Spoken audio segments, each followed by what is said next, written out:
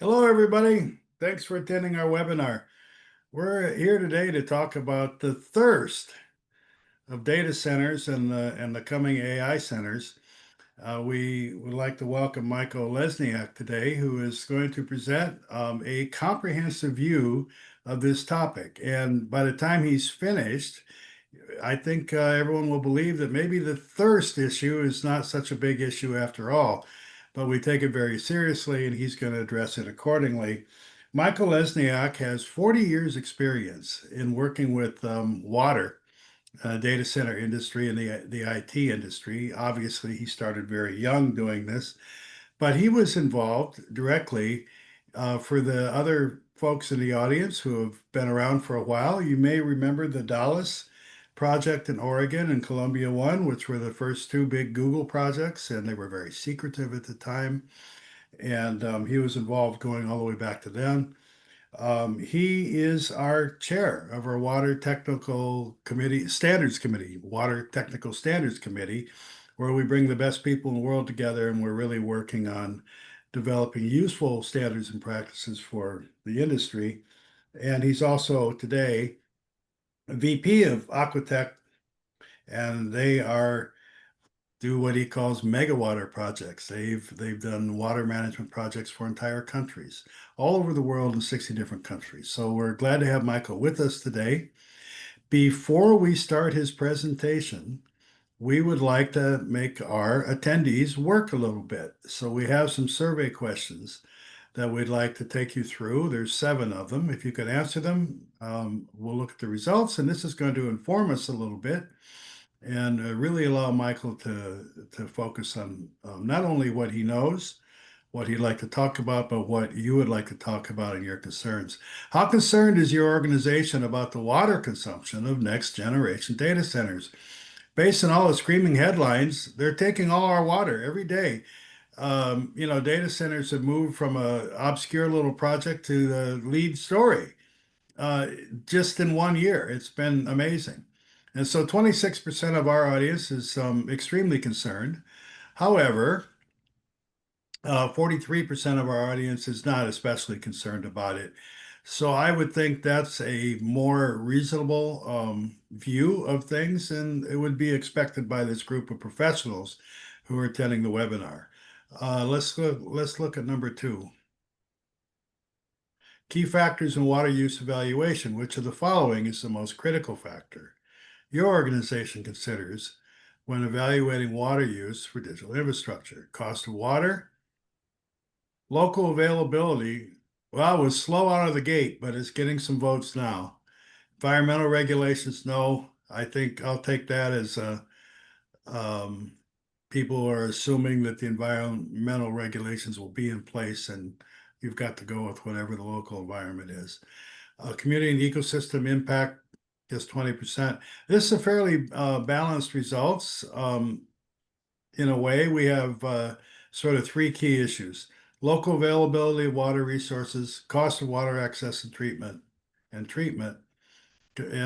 let's look at number 3, understanding of classifications. Ah, we're hoping that we have a relative lack of familiarity with this issue, because that's why Michael's here today. And in fact, that's coming up. We've got well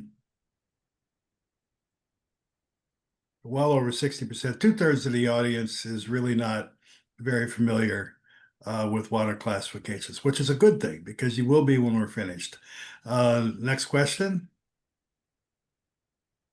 Water resource strategy adoption. Does your organization have a formal strategy in place?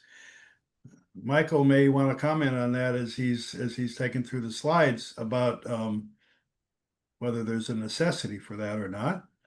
19%. So 1 in 5, approximately 1 in 6, are saying they have an established strategy, and 3/4 of the audience is saying no, we don't, and half the audience is saying we don't even plan to.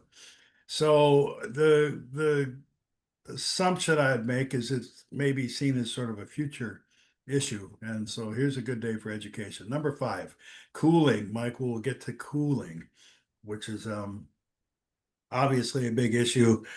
those in the data center industry know that rack densities are increasing numerically, mathematically, exponentially, maybe logarithmically. They're going up very, very quickly, generating enormous amounts of heat, gives new sorts of power requirements, design requirements. So cooling is big. Which cooling approach do you believe offers the best balance? Oh, and I didn't have time to summarize the answers on that one. Can we go back to that one? Or is it too late? I think I saw a lot of liquid cooling in there. Okay, number 6. How well are current environment regulations keeping pace? Not very well. Well, most people are either unsure or say not very well, and that's of course because regulators tend to solve yesterday's problem. That's a common thing, and when you're in business, that's the world in which you live. And one more question, and we'll finally let Michael speak and let him get going here. Number 7, what's the industry role? What role should the data center industry, us, all of us, what should we play? Should we lead the way? Should we just focus only on kind of stay in our lane or somewhere in the middle? And we're getting a big response that said we should lead the way and or collaborate closely, be a leader. In other words, we're getting almost 90% are saying be a leader in this space, which is what we think, and we're glad that our audience is in agreement with us as we move forward with all of our technical committees and the activities of IDCA to know that our audience, that the people that are paying attention to us are in pretty good alignment with what we believe. And so let's go ahead and get rid of that, and let's let Michael Lesniak take us through his view on the thirst of data centers, AI centers, the present state of them, and the immediate future of them. We can go ahead and get that going. We have to get rid of this slide first, but we will. Hey, thanks, Roger. Can you hear me okay? I can hear you. Okay, great. Well, welcome everyone. Yes, Michael Lesniak, Vice President at Aquatech International. And just a minor correction, Roger, we were talking about going down memory lane and how I got involved in data centers in the preview here. Yeah, so I'm driving up the Columbia River, I don't know, 28 years ago in Oregon on my way to Energy Northwest, which is a large nuclear power plant, the only one really out west that does use a lot of water and was one of my large customers.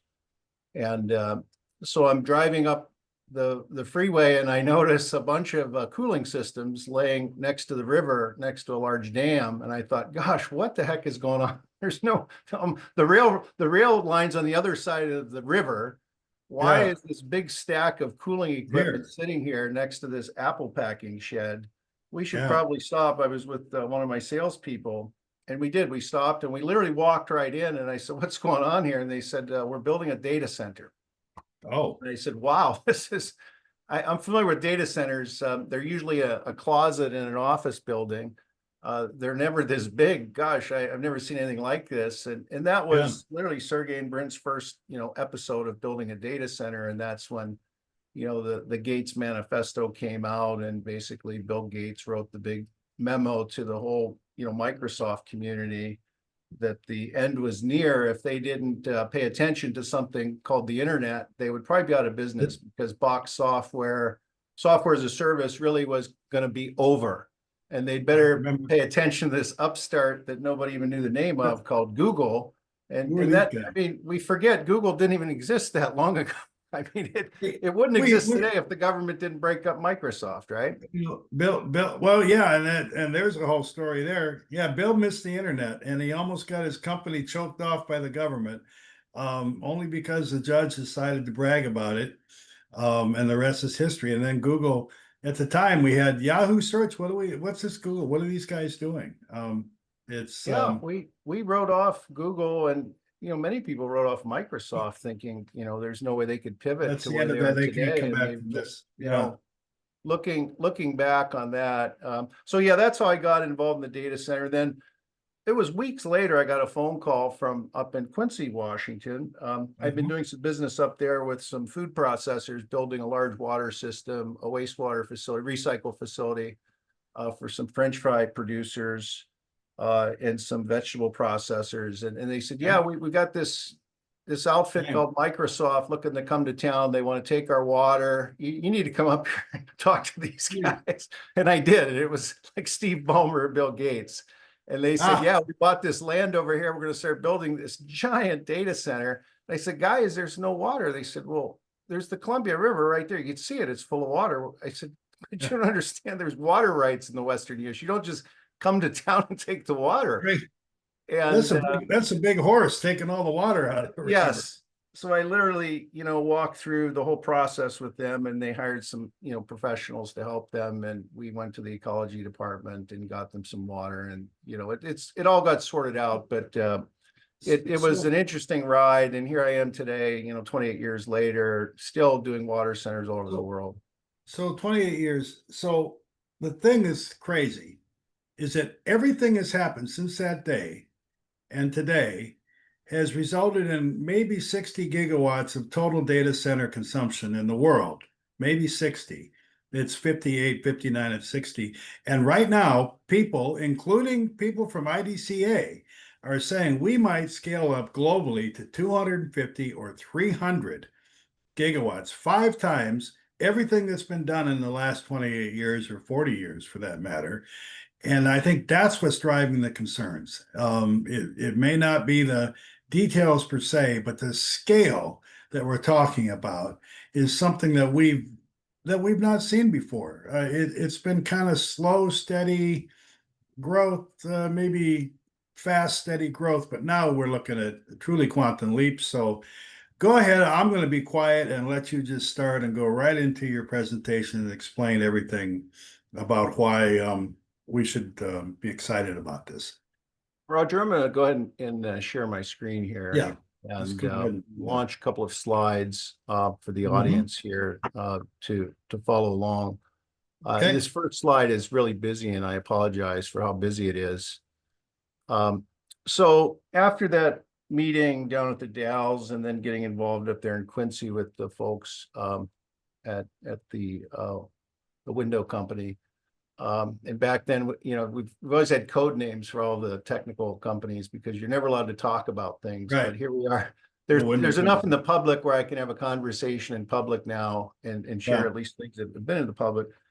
But I was invited to a 7x24 conference, and also Kenneth Brill was at this meeting from the Uptime Institute down in Palm Springs. And we talked a lot about water, and there were a very small group of people around a few card tables, and that pretty much was the data center industry.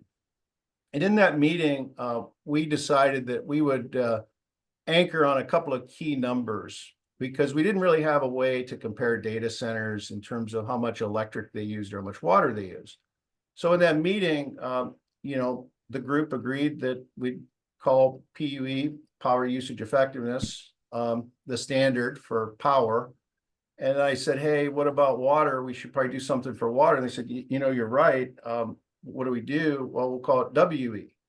And then we have WE, that's the liters per kilowatt, data centers use. And we pretty much anchored on that globally. I can go to any country in the world today with IDCA or my work at Aquatech, and I can have a conversation with people in pretty much any language around PUE and WE, which is pretty amazing that we've anchored on anything, because it's hard to get people to just agree on things. So anything, we landed on something, and we could disagree or agree that this even is a good way to look at things, but a lot of people look at this. So I'm going to highlight at the top.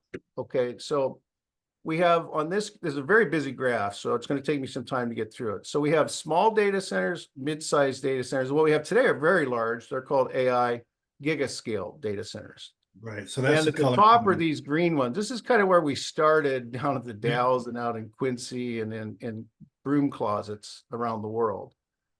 We started with very low efficiency. These were very small data centers. And PUE, the only thing you need to know is that the closer you get to 1 in PUE, the better. Yep. And in water, the closer you get to 0, the better. So 0, really good. 1, really good. So the best you could get in any data center is a PUE of 1 and a WE of 0. That means you use no water and all of your power goes to your IT equipment. You're not using anything for cooling. Yeah. Now, where we started up here at the top was really bad. I mean, we first started using a lot of electricity and zero water with direct expansion cooling. That's a air conditioner hanging in a window, basically. Okay. It was also about 0 degrees Fahrenheit. Some of those, I We remember. kept them cold back in the day. Yeah, I They were, remember. you know, we wanted them in the 60s, they said, you know, and Yeah, that was, we it didn't was much understand colder. that they work better when they're hot. Didn't, And then we didn't- said, well, what the heck? These are getting a little bit bigger. We're going to turn them into a chiller system, but it's still going to be air cooled. We figured out, gosh, if we use water to cool the chiller, we can save electricity. So this is where you hear a lot of people say it's a trade-off. So when we use water, we use less electricity, and that's true. If you're building a little data center, using water saves you on electricity when you were doing these little old-fashioned water-cooled chiller data centers. We don't build many of those. I mean, I'm sure there are people somewhere today coming out of the ground with one of those. We realized that group of people, I was amazed that they even cared about water because it was such a small industry. And I'm working with large industries, the power companies, I'm working with the paper companies, I'm working with big chemical companies, oil refineries all over the world. And I'm thinking, guys, your entire industry doesn't really use any water. There's nothing here for me to talk about. So Yeah. let me move on. They're no, you don't understand. We're going to be big someday. And they were all convinced, and they convinced me 28 years ago, they were going to be big someday. They could see the scale, and this was not a linear thing they were building. It was going to be exponential. Exponential, And yeah. so they put a lot of thought into improving cooling systems. Well, let me just tell you, most buildings are cooled by these three cooling systems at the top. When you think about downtown New York City, Manhattan, they have water-cooled chillers that are very inefficient cooling the buildings today. Mhm. And they have no real movement towards getting better. And if the data center industry would have stopped at the top up here, the amount of water we'd be using, Roger, the amount of electricity we'd be using today in the industry would be on, we could not be building at the speed we're building today. Yeah, I that mean, we makes sense. talk about the limitation of power and water, but if we would have kept going on these little dinky data centers, Right. we'd be out of water and power, like end of We would have story. been by now. I mean, But because we the didn't entire world's stop. like that. We Not just innovated. New York. The industry innovated. We came Yeah. up with adiabatic cooling. We Okay. came up with these dry coolers.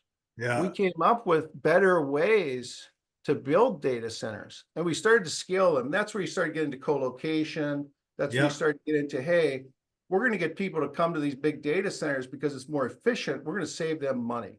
They're going Yeah. to use less electricity, less water, less resources. It was a sustainability play, really. That was the cloud, right? We got them to shut down your little dinky data center in your broom closet and bring it over here. That's AWS's story. What is this, 10, 15, 20 years ago? 15, probably, dawn of cloud, probably 15 That's right. years ago. So over Yeah. that 15, 20 years, we came down through these orange mid-size Yep. data centers. And then we got, wow, we really started to break through. If you look at these mid-sized data centers, some of them did use a lot of water. Look at these. Yeah. Water-cooled chillers are still out there. Yep. Air side economizers with water still out there. Yep. Okay.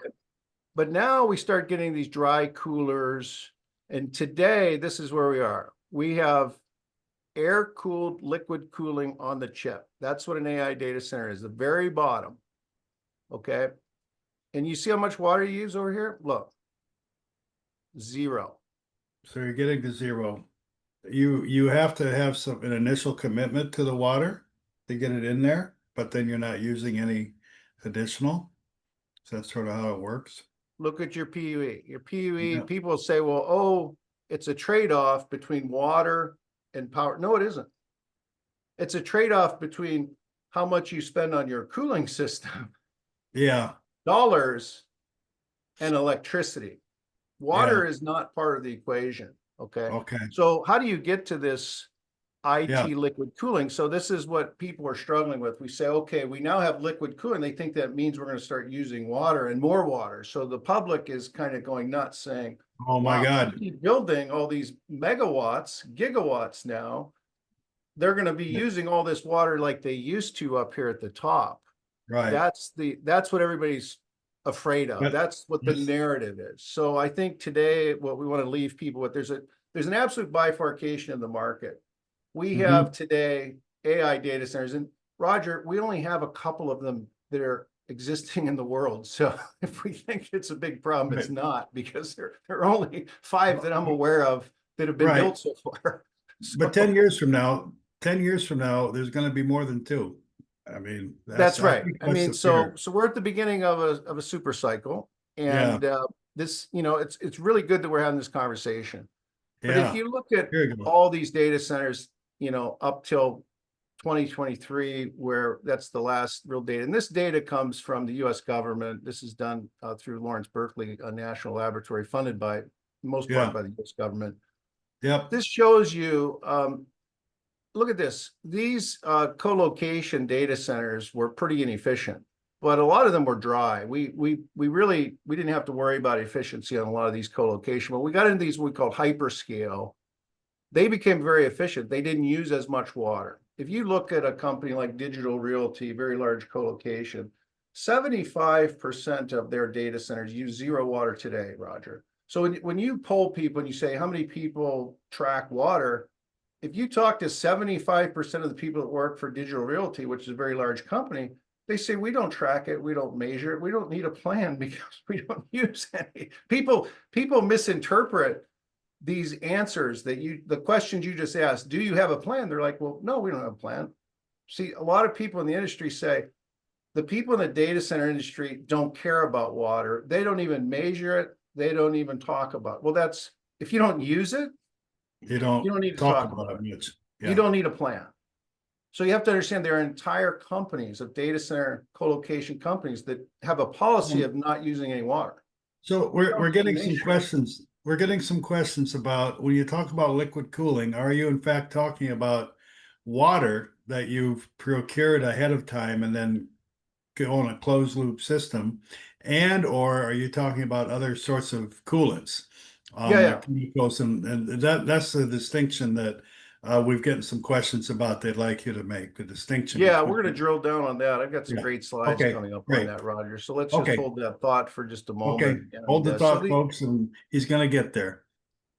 so Right. let's talk a little bit about cloud data centers. So this is out in Henderson, Nevada. This would be a relatively small Google site. Mm-hmm. And yeah, this site does use some water, and the Mm-hmm. WE is 0.37. If you look down at the bottom of this site, there's a big row of these evaporative cooling towers, and yeah, they evaporate water and they Yeah. cool, and that's the way Google does it. Okay, Mm-hmm. in this site. So these sites do exist.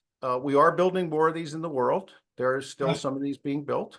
Even 6,500 households. This is in the Las Vegas metro area, which must have 250,000 or maybe 500,000 households.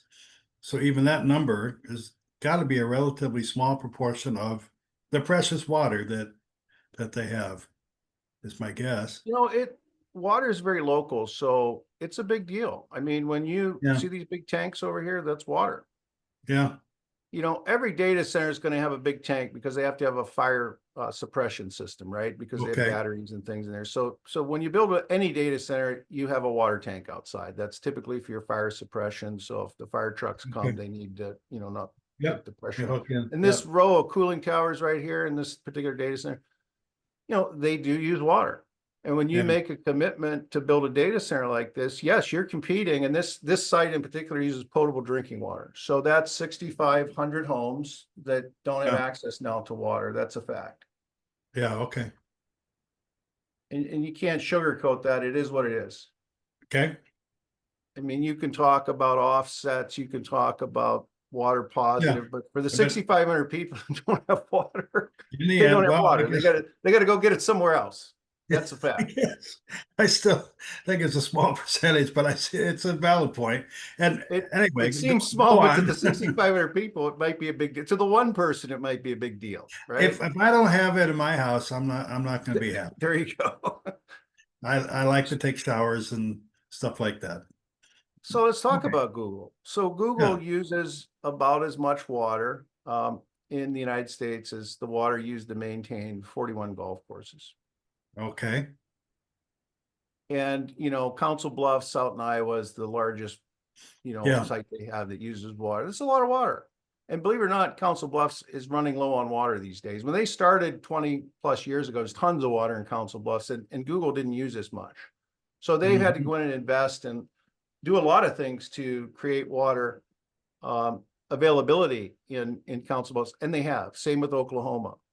Same down in South Carolina. And Google's done a great job of investing in their communities and giving back and being very thoughtful. In fact, one of the data centers that you don't see on here today is the Google facility in Arizona, which they recently built, which uses zero water.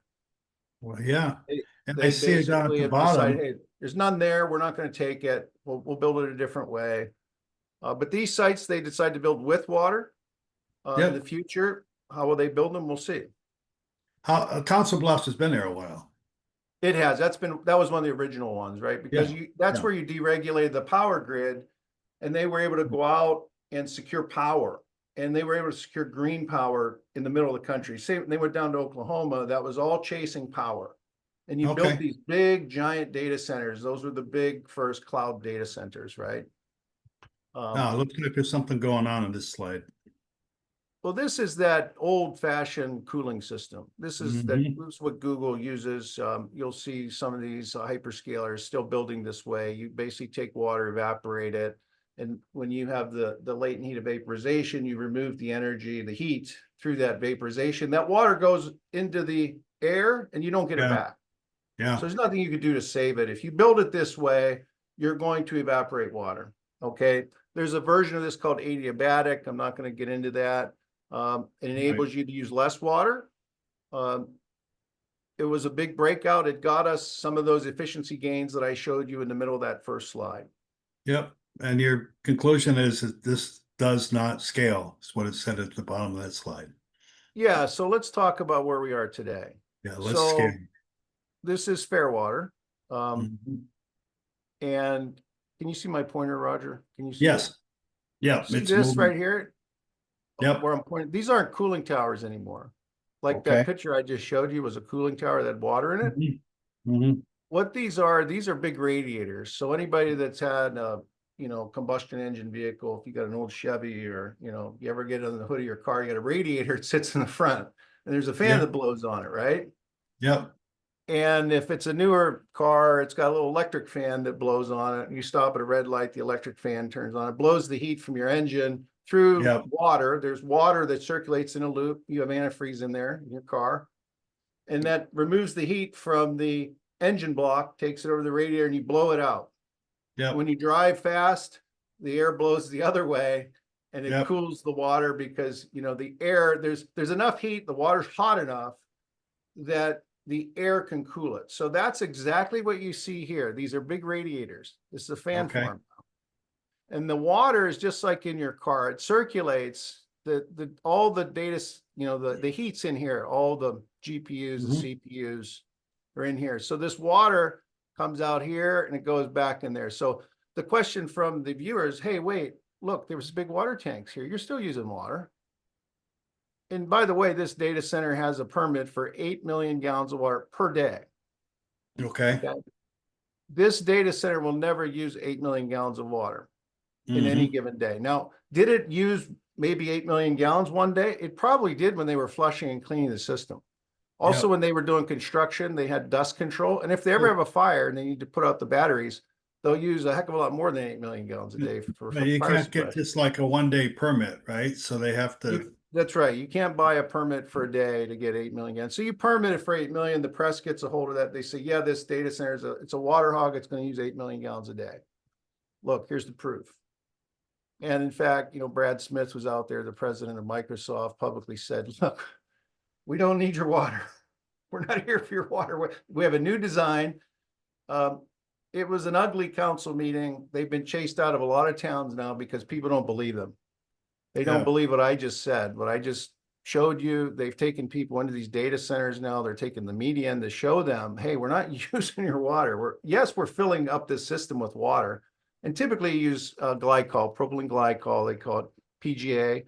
And you put it up to 30% glycol, not because you need freeze protection, but actually in Wisconsin you do. Yeah. But even if they built this in southern US, they would still put glycol because glycol is a biocide. It keeps the bacteria from growing in the loop. When you get Okay. the when you get that glycol up like your automobile engine, um, Yeah. the bugs can't grow in it, Yeah. which was really important. When we were doing a lot of these high performance compute centers around the world, we learned that on these cooling loops, um, we really couldn't keep the bacteria out. You can't put biocide chemical treatment. People will tell you just put more chemical in. The more chemical you put in to kill the bugs, the more bugs grow. It's a problem. So Yeah. everybody knows that glycol is not the best solution, but we still put it in there anyway. That's what the Okay. standard is. And it's Yep. also inhibited. So your different metallurgies in the loop. And then these orifices now going through these cold plates are so small. They're 1 micron orifices.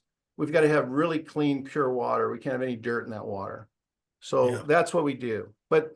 basically, think about this. If you have a leak, yeah, you might use water, but I can tell you this, you're not going to have a leak in a data center. They're going to fix it immediately, Yeah.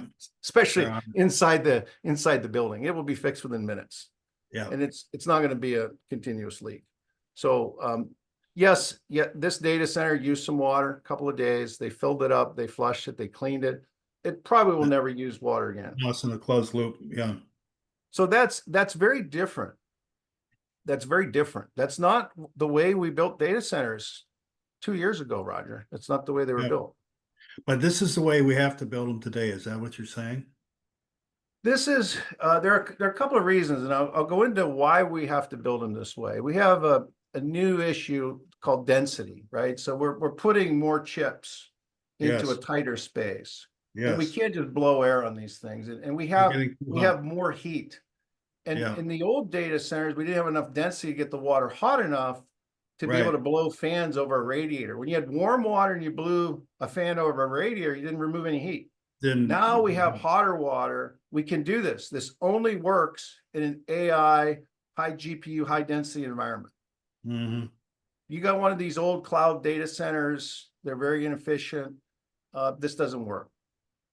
Can't build it this way. So, there's a big race. The question is, will these AI data centers replace all the cloud data centers? I mean, my bet is yes. They're much more efficient. You have a lot more compute capacity. They cost a lot more now, but the cost will go down, in my Yeah. opinion. So Ultimately. let's talk about AI data centers. Yeah. There aren't that many. I mean, Elon Musk he purchased the largest group of clusters. I mean, that XAI out in Memphis, that was the biggest cluster. I mean, he built that in 65 days, they say. Yeah. Slept on a cot building that thing. It's a very unique data center. We'll talk about that. They've done some public tours. I can talk publicly about what goes on in there now.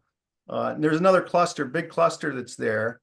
And then we have the Meta AI, their Gen 10 systems. Those are buildings within some of their clusters. We hear about the one down in Louisiana that's been publicly talked about.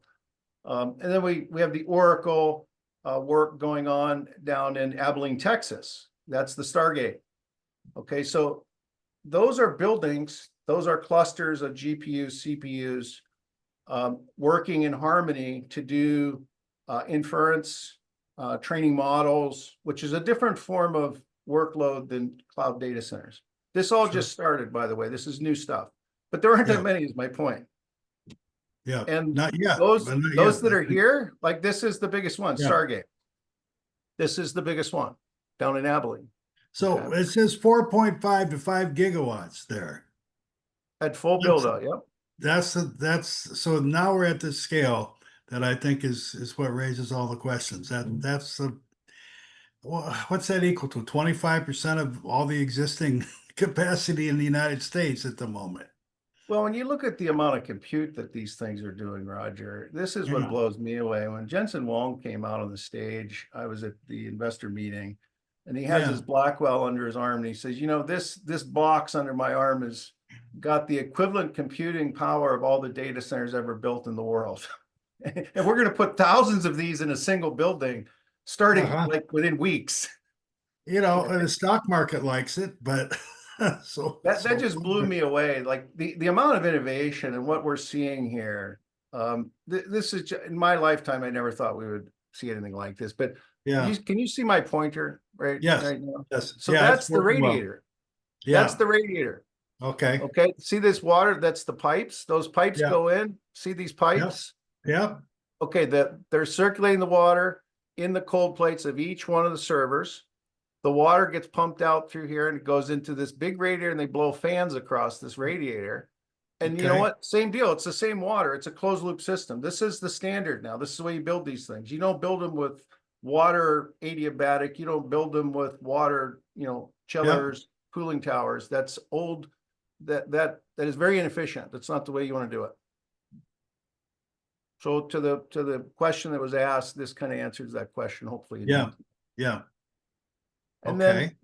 let's talk a little bit about The other funny thing on that slide is a drone flyover. So when technologies meet, um, they're doing it with drones now to take a picture of it. That's kind of funny. Okay, go yeah, on. Here so we hopefully some of your viewers call me out on this in the Q&A and they say, wait a go. minute, everybody knows that the AI Colossus data center, Memphis, uses, 5 million gallons of water per day it uses. Yeah. That's what is all over the press. You can Google this. Barron's has written that. Wall Street Journal's written that on the front page. Everybody, Elon Musk is taking all of our water. Here's the Our fact. our CEO gets questions from major media about this 2, 3 times a week, sometimes a few times a day. Yeah, we're aware. Well, I get calls all the time from people all over the Yep. world, Yep. ask me, why do these data centers use so much water? I say, guys, the Yep. new ones don't. I mean, they're like, well, we all know, and there's a company that sells ceramic filters that publishes that they're filtering the water for this data center through their great technology. They invented some new technology, and it's gonna scale, and every AI data center in the world is going to use their technology because of this data center that uses it. Well, let me tell you what's going on at this data center. Yes, there's a water plant to make usable, recyclable industrial water from sewer water. Okay. It's being Okay. used by Nucor Steel, which needs water, and it's being used by Tennessee Valley Authority, TVA, the power company, Yeah. because there used to be an old coal-fired power plant on this site, right next to where this data center is built. Well, the Okay. arsenic from the coal-fired scrubber ponds leaked into the water table. So the drinking water for everybody in Memphis is contaminated with arsenic. What Okay. Elon Musk did to get his permitting, he paid $80 million to build an industrial water treatment plant to make water that he doesn't even use. He's giving it to the community. Now, somehow that didn't get, hey, I got no skin in this game. I'm not related to Elon Yeah. Musk in any way. We don't This is either. not my Yeah. customer. I'm not, there's no Yep. financial, full disclosure here. I'm No. not defending anybody here. And if anybody, you know, wants to Yeah. drill down, this is all public, what I So, just said. well, where does the 5 million gallons? Let's be very clear with everyone. Where does the 5 million gallons per day figure come from, and how is it actually used, and why, why is it wrong or irrelevant? Well, again, this site has a water permit for 5 Okay. million gallons a day. So he It has needed a that. 5 million gallon, I think it's 4 million gallon closed loop system that they So had they to fill needed up that one to day. fill it up, They and you filled it can't, up. It's filled up. They haven't used any water since. and that's it. And That's it. again, because you can't get a 1 day permit, you don't know exactly what day. So it's I mean, without oversimplifying, it's sort of a bureaucratic thing that gets that figure out there. And once the figure's out there, it's really hard to kill it. It is, and I think the industry needs to do a better job of telling their story. I mean, I'm telling the Yeah. story for them. They need to figure out how to tell their own story. I Yeah. shouldn't have to tell their story for them. But Uh, as we talk to people all over the world, about deploying these big things, they need to be aware of the reality. I mean, that's the thing that's important to this audience, is that they need to be aware if you're doing this, this is actually the reality. So go on. well, NVIDIA. yeah, last week, well, 2 weeks ago, NVIDIA had their big conference and they unveiled the blueprint for how their data centers should be built that are aligned on their latest chips. Hmm. And this is called the Omniverse. So they actually have come forward with a engineered system of how to build an AI data center. This is what it looks like. And this Hmm. was actually engineered using AI. Okay, so AI designed itself the most efficient data center, how I should be built. If you want to build Yeah, more of me, AI data centers, this is how you should this do it. And is how guess you what? do it. Doesn't Hmm. use any water. Okay, Okay. so AI told the humans, stop. build it this way. Okay, you humans need to get on board. And guess what? We just got 20 of the industry's leading builders of data centers and vendors have said, we agree with AI. We're going to build it that way. Okay. That's the way we're going to build them. Okay. So NVIDIA has unveiled a digital blueprint. I'm just reading here for AI data centers, and they're going Correct. to enable these 20 leading builders to follow this. Would you call it something it's open, or is it just a general principle that they're going to follow? There's Or, open protocol. I mean, I yeah, think they had Bechtel on the stage, one of the world's largest EPC firms, saying, "Yeah, you want us to do build it. one of these? We got the blueprints. We'll crank you out one This is how you tomorrow." do it. Yeah, Okay. and what's nice about this is, you can scale now. You can take this. We can build this anywhere in the world. Yeah, we have to figure out the power, got to get power to this thing, but we shrunk it down. We're trying to figure out how to build this with the least amount of space, the least amount of power, the least amount of resources, electric, all that came into play here. This isn't just about water. Water was one component, but the way it Right. landed, the best, most efficient data center doesn't consume water. Does Close this have loop. a minimum scale that you should apply to it? It sounds like there's really no maximum, or the maximum's effectively what matches up with what we're thinking. But how about minimum? How low, how small can you build this sort of These are design? all going to be big, Roger. These are Yeah. big. You're not going to Okay. have any small. These aren't going to be, Okay. 100 megawatt These designs. are These are big going to ones. be All right. 500 plus, I would imagine. You saw the announcement yesterday. NVIDIA did a deal yesterday with Anthropic, pulled in Microsoft. I mean, another one of these. Just they come out every day now. Another 20 billion here, another 50 billion there. These are big, giant, facilities. Gigawatt, And we need to gigawatt. keep going. I mean, if we're really going to do this at scale, artificial intelligence, we're going to do Anthropic. We need a Okay. lot more. I mean, Yep. these are going to be big. These aren't going to be those little broom closet that doesn't get us anywhere. No, or even a decade ago, just a decade ago, 40 megawatts was a lot. That's right. That's right. But So, I yeah, put a picture of my old farm. I keep this on the farm. We actually have a general store in Green Bluff, Washington that we own. I keep this on display for all the young people. This tractor is 90 years old. This enabled, the people in our community to basically go get a job and go to school because, we forget not that long ago, most people in the United States worked on the farm pretty much all day to produce food because that's what the population had to I, do. I'm from a small town, so I'm embarrassed. I'm not going to guess at what brand that is because I'll probably be wrong on the old tractor, but I should know. It's a Anyway, farm ball. It's an old it is international. a So Farmall. Okay. that's All right. got serial number 3710. That was the Okay. 3,710. They Oh, sold almost 350,000 of that model. That was the if first one that came out west on the rail. And it's never had the engine open. It fires up with one crank still. I run it. We have a parade every year in our local yeah. community. We have a tractor parade, and I go out and crank that thing with one crank. It Well, runs on grain alcohol, diesel, leaded, unleaded. You could put ethanol. You put anything in that just, thing. just throw it in there. It'll run. But it's got a Sometimes it's Modine radiator on the front of it. And surprisingly enough, Modine Radiator, that company's still in business. They just, invested another $180 million in their factory in Virginia to make radiators for data centers. So my point here is the same cooling system on my 90-year-old tractor is what Jensen Huang is selling as his cooling system for his yep, highest end, yep. latest and greatest GPU, It's just CPU it's just a integrated lot bigger. systems. It takes that water, basically takes the water from in my tractor, it's got the same deal. The water goes through the engine block, it goes out to the front, and there's a fan Yeah. on it. It blows air through it and it cools the engine so it doesn't overheat. So you can go on farm all day. No, Well, these new data centers, it's the same deal. It's not rocket science what we're doing here. It works. People are like, it doesn't work. It's not. It's very efficient. You're now yeah, bringing everything together in a tight space. yeah. You're not pushing air like the way we used to blow this air all over the place. Very inefficient, and it didn't Yeah. work at all. I mean, it was, and then adiabatic was no better. So this notion that we're going to keep building the way we used to, well, that's fine, but I don't know how you stay in business building the way you used to. No. And, there are some large hyperscalers that continue to build the way they used to. I don't think that's going to last. I really don't. Well, and again, here, no evaporative losses. You're no longer spending energy to evaporate water. There you go. And the physical principles don't change, I guess, in the end. So it's a physical principle involving water. Works in the old farm all tractor, and it works on a slightly bigger scale that Jensen is showing.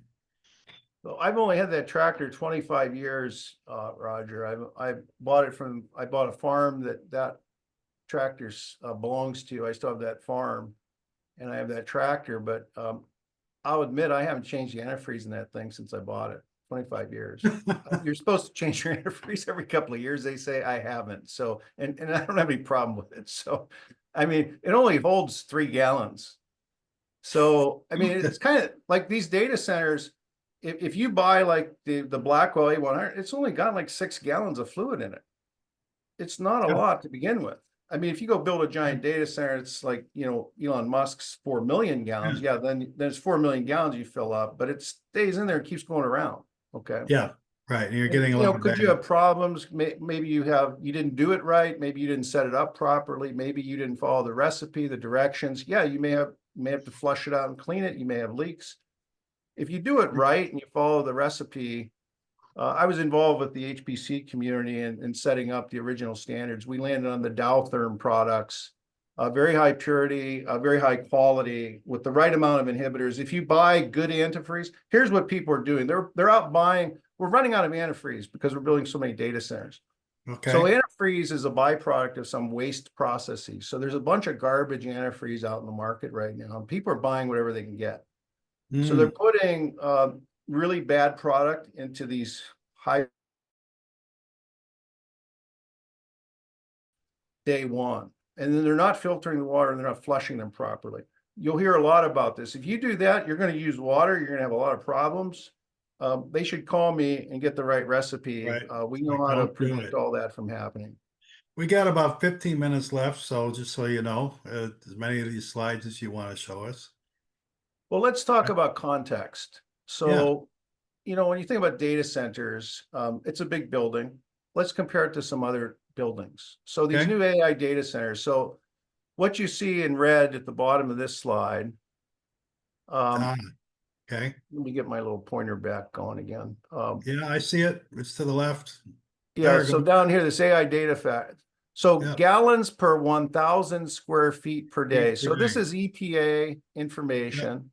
Okay. So get this, a senior care facility, like you and I are getting kind of close. So we got to start thinking about this. That one strikes a little too close. Yeah.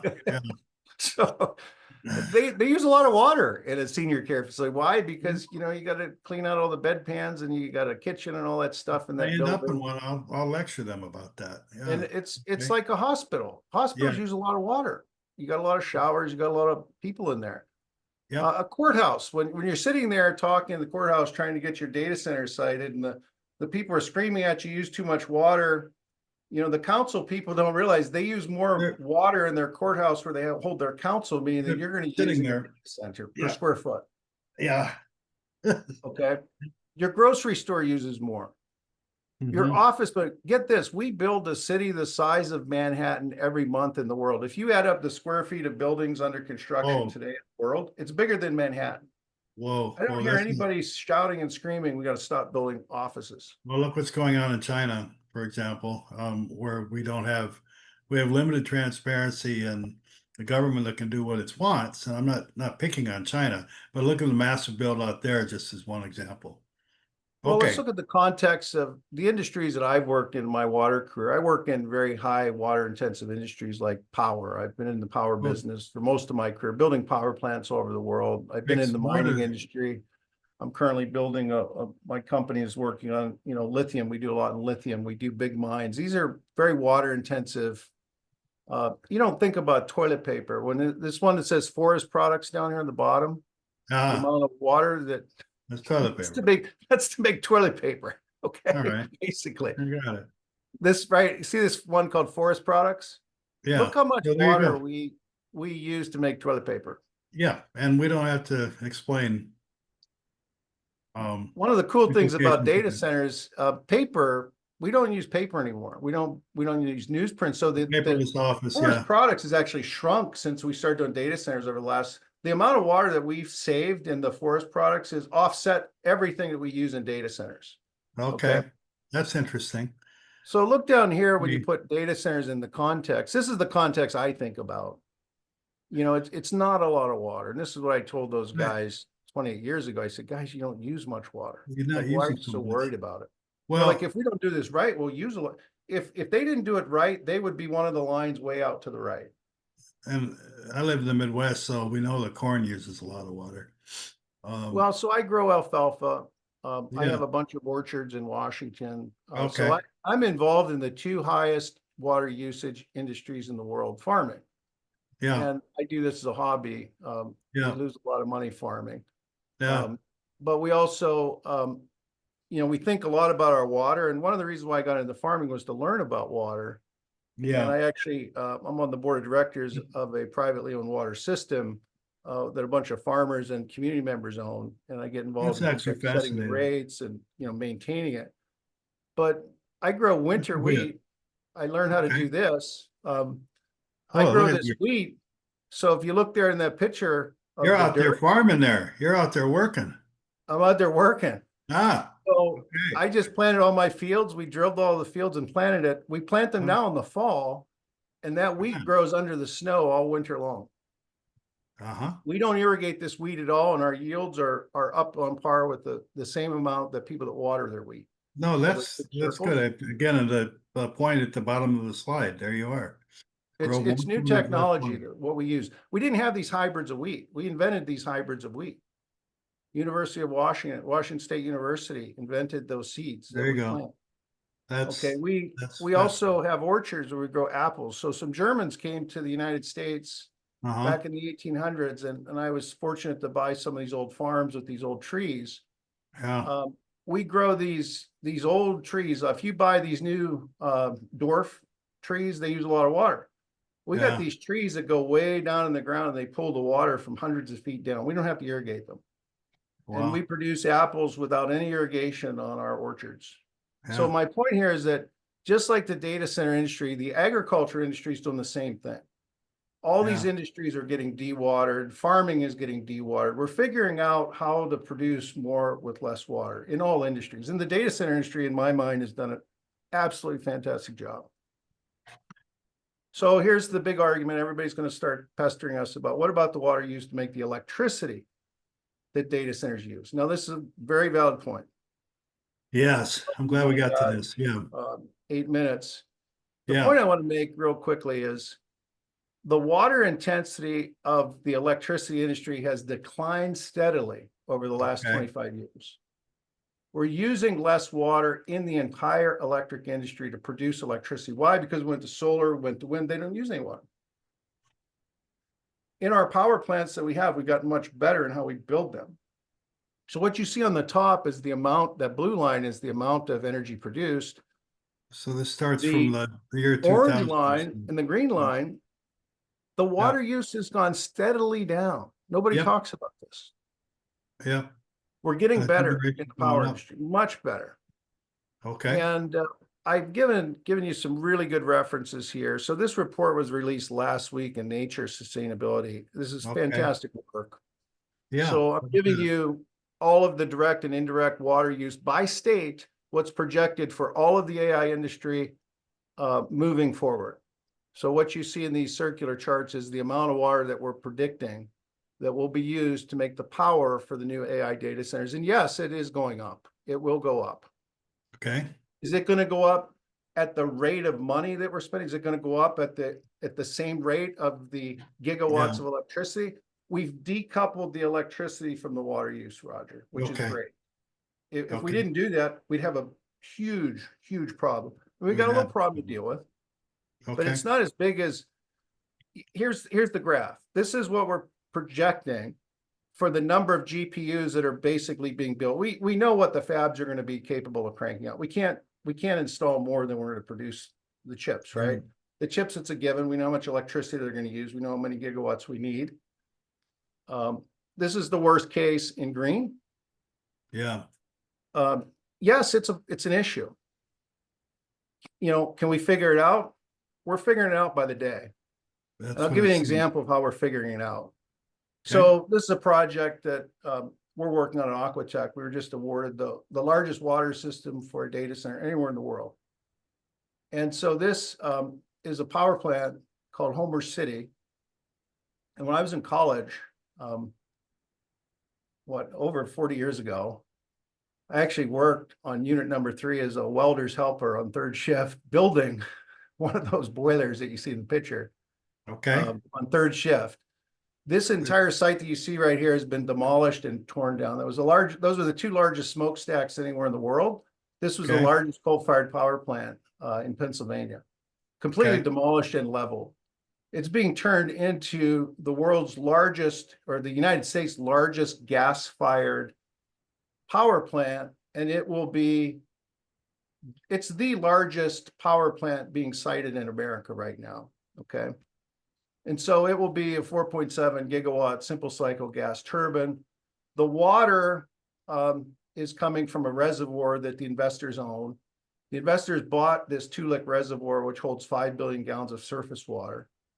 So my point here is, if you're very thoughtful, so this is an old coal-fired site, a lot of contamination, a lot of legacy waste issues, leveled the whole thing, turning it into a beautiful park-like setting. There will be no more groundwater pollution. There will be no more spewing smoke. The people that lived around this thing for 40 years, I mean, they had soot on their windowsills every day that they'd have to wipe off. They breathed that stuff their whole life in Homer City. From the coal plant, but that's how they made their money, right? Everybody worked at the coal-fired power plant. Well, it's gone away. It's going to be clean. It's not going to pollute like it used to.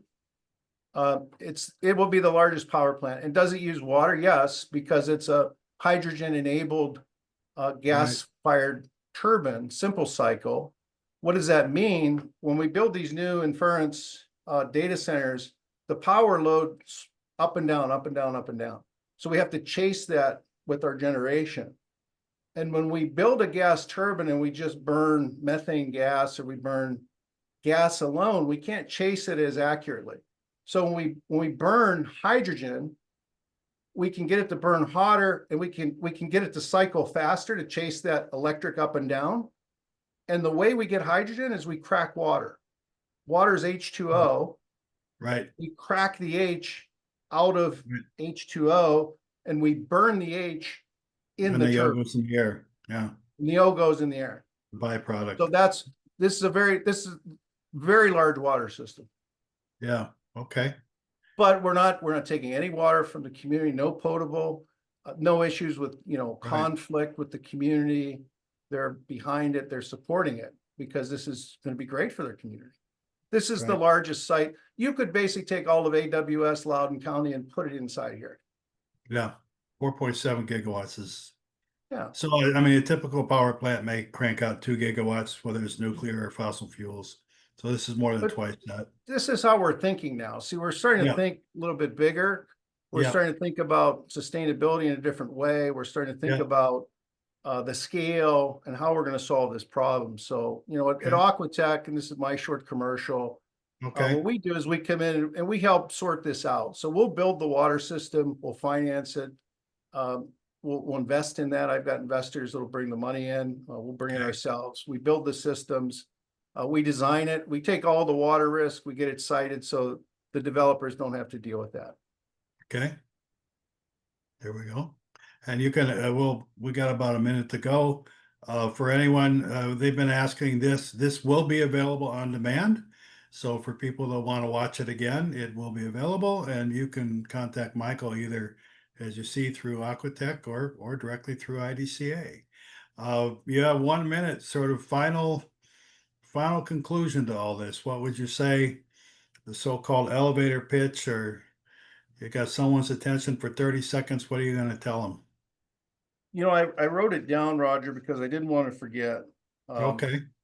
The one takeaway that I want the audience to remember is that AI data centers are not cloud data centers. Okay. And I really just want to make that one point. I mean, I think that it's really important for people to understand what's going on right now is different. It's new. It just started. And pay attention to what's coming next, because we're still in the early innings of this. We have a long ways to go. And Okay. everything I just said is last year's news. Okay. And I'm not telling you what next year's news is, because I know a Well, little bit about what's coming next year, but I can't talk about it. So, well, next year's coming soon. We'll have you on again. Well, next year, yes. whole new year, whole new webinar. We appreciate, Michael, your time, your presentation, your knowledge. We appreciate everybody attending. If you have, there are some questions we just couldn't get to, but please reach out to IDCA to address them. And again, with Michael, you can either reach him through Aquatech or through IDCA. So for now, thank you everyone for attending. Thanks again, and hope to see you soon. Thanks, everyone. Bye-bye.